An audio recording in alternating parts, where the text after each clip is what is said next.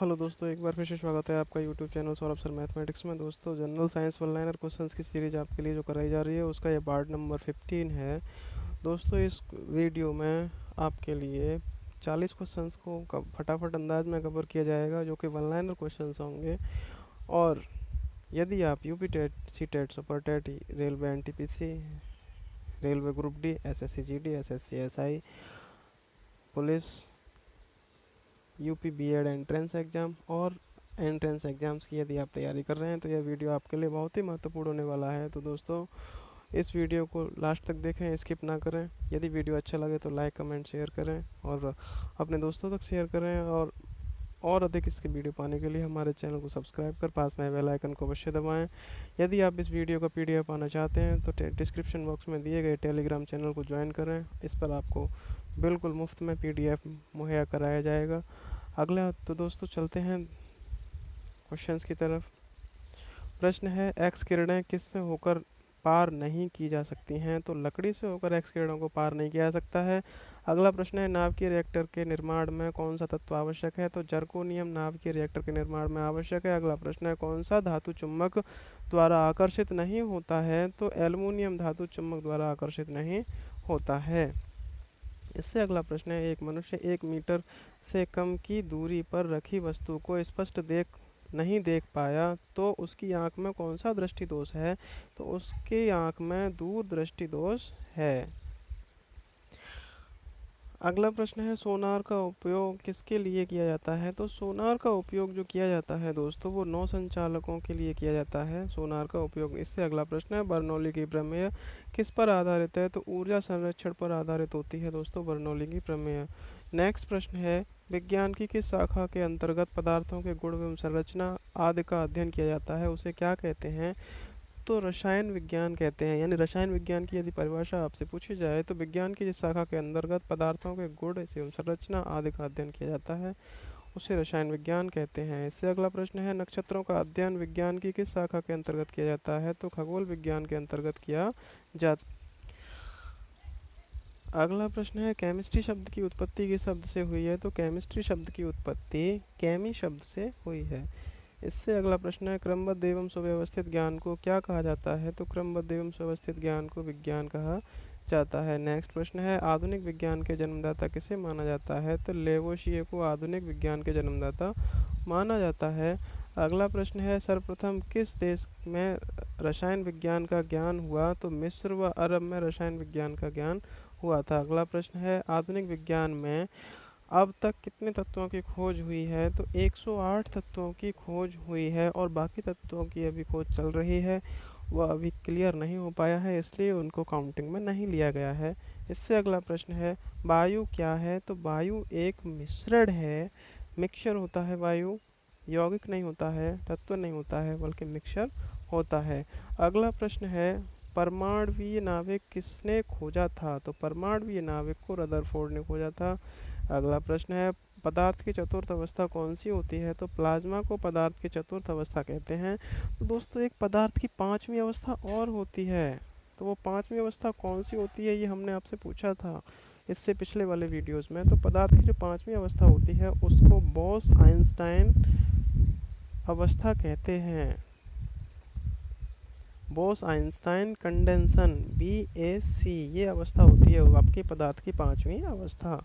अगला प्रश्न है, जल क्या है? तो जल एक यौगिक होता है, जल मिक्सचर नहीं होता है। अगला प्रश्न है, एक ही प्रकार के परमाणुओं से मिलकर बने पदार्थ को क्या कहते हैं? तो तत्व कहते हैं। इससे अगला प्रश्न है, दाब बढ़ने पर पृथ्वी के क्वथनांक पर क्या प्रभाव पड़ता है? तो बढ़ जाता है। अगला प्रश्न है, पहाड़ों पर जल जल्दी क्यों उबलने लगता है? तो दाब कम होने के कारण पहाड़ों पर जल जल्दी उबलने लगता है।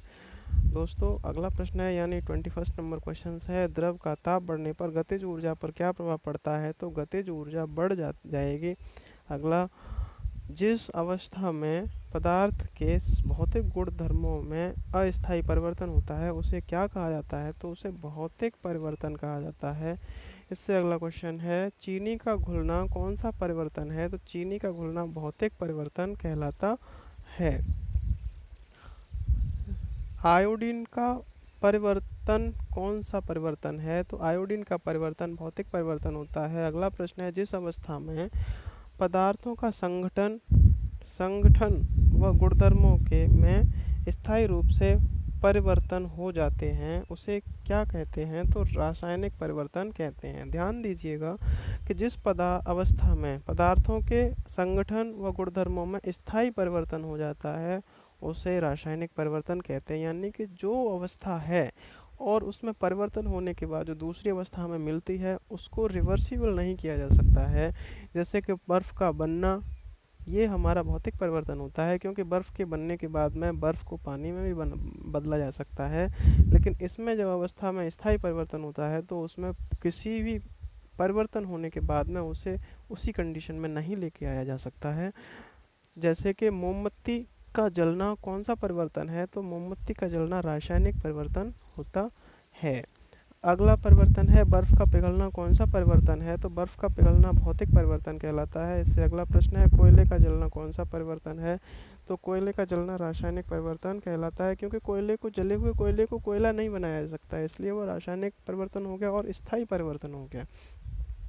इससे अगला प्रश्न है, सिरके का जमना कौन सा परिवर्तन है? तो सिरके का जमना जो है रासायनिक परिवर्तन के अंतर्गत आता है, सिरके का बनना। अगला प्रश्न है, लोहे पर जंग लगना कौन सा परिवर्तन है? तो रासायनिक परिवर्तन के अंतर्गत आता है लोहे पर जंग लगना। अगला प्रश्न है, दूध से दही बनना कौन सा परिवर्तन है? तो दूध से दही बनना भी रासायनिक परिवर्तन है। यानी कि ये रासायनिक परिवर्तन के सारे उदाहरण हैं जो मैं आपके लिए लेकर आया हूँ। अगला प्रश्न है, दूध से दही बनना कौन सा परिवर्तन है? सेम क्वेश्चन रिपीट हो गया है तो उसमें रासायनिक परिवर्तन होता है। इससे अगला प्रश्न है, प्रकृति में जल कितनी अवस्थाओं में पाया जाता है? तो प्रकृति में जल 3 अवस्थाओं में पाया जाता है, ठोस, द्रव और गैस। अगला प्रश्न है, जिस ताप पर द्रव का वाष्प दाब वायुमंडलीय दाब के बराबर होता है उसे क्या कहते हैं? तो उसे क्वथनांक कहते हैं। इससे अगला प्रश्न है, जिन वस्तुओं का आकार एक सेकेंड जिन वस्तुओं का आकार अनिश्चित होता है तथा आयतन निश्चित होता है वे क्या कहलाते हैं? वे द्रव कहलाते हैं। यानी आकार अनिश्चित है लेकिन आयतन निश्चित है। बर्फ जो द्रव है उसको अगर एक बर्तन में रख देते हैं तो बर्तन का आकार ले लेता है, अगर उसको ऐसे ही नीचे रख देते हैं, फैला देते हैं तो वह अपना आकार बदल देता है, लेकिन उसका आयतन जितना है उतना ही रहता है। अगला प्रश्न है, नौसादर को गर्म करने के लिए वह बिना द्रव में बदले गैस में बदल जाता है, इसे क्या कहते हैं? तो ऊर्ध्वपातन कहते हैं। अगला प्रश्न है, प्रेशर कुकर में खाना जल्दी क्यों पक जाता है? तो बोस आइंस्टाइन कंडेंसन के कारण प्रेशर कुकर में खाना जल्दी पक जाता है। इससे अगला प्रश्न है, चीनी या नमक का जलीय विलयन किस प्रकार का मिश्रण है? तो समांग मिश्रण कहलाता है। नेक्स्ट प्रश्न है, बारूद किस प्रकार का मिश्रण है? तो बारूद विषमांगी मिश्रण है। ये क्वेश्चंस पिछली वीडियो में डिस्कस किया गया था, आपसे पूछा गया था कि इसका आंसर क्या है। तो बारूद विषमांग मिश्रण है, समांग मिश्रण नहीं है, विषमांग मिश्रण है। अगला प्रश्न है और लास्ट प्रश्न है, जब कोई द्रव विशेष दाब व नियत ताप पर जम जाता है तो उसकी अवस्था क्या कहलाती है? तो द्रव का जमने की अवस्था को हम हिमांक कहते हैं। इससे आगे प्रश्न है दोस्तों, आपसे पूछा गया है, ओनली एक क्वेश्चन है कि किसी तुल्यकालिक उपग्रह की पृथ्वी की सतह से ऊंचाई लगभग कितनी होती है? तो किसी तुल्यकालिक उपग्रह की ऊंचाई पृथ्वी से लगभग कितनी होती है, यह आप हमारे कमेंट बॉक्स में लिखकर कमेंट करेंगे। और यदि आप इसका आंसर जानना चाहते हैं तो हमारे इससे पहले वाले वीडियो को ज़रूर देखें जो कि सामान्य विज्ञान का ही है, जिससे कि आपको इसका आंसर पता चल सके, और पता चलने के बाद भी आप हमें कमेंट कर सकते हैं। तो दोस्तों, यदि वीडियो अच्छा लगा हो तो लाइक करें, शेयर करें, कमेंट करें, और यदि आपको इस तरह के और वीडियोस पाने हैं तो हमारे चैनल को सब्सक्राइब कर पास में बेल आइकन को अवश्य दबाएं, जिससे कि आपको हमारी वीडियो का नोटिफिकेशन सबसे पहले मिल सके और आप अपनी तैयारी को बेहतर बना सकें। दोस्तों, इसका PDF पाना चाहते हैं तो हमारे डिस्क्रिप्शन में दिए गए टेलीग्राम चैनल की लिंक को ज्वाइन करें, जिससे कि आपको इसका PDF मुफ्त में मिल सके और आप अपनी तैयारी को बिल्कुल अच्छी तरह से मेंटेन कर सकें। तो धन्यवाद दोस्तों।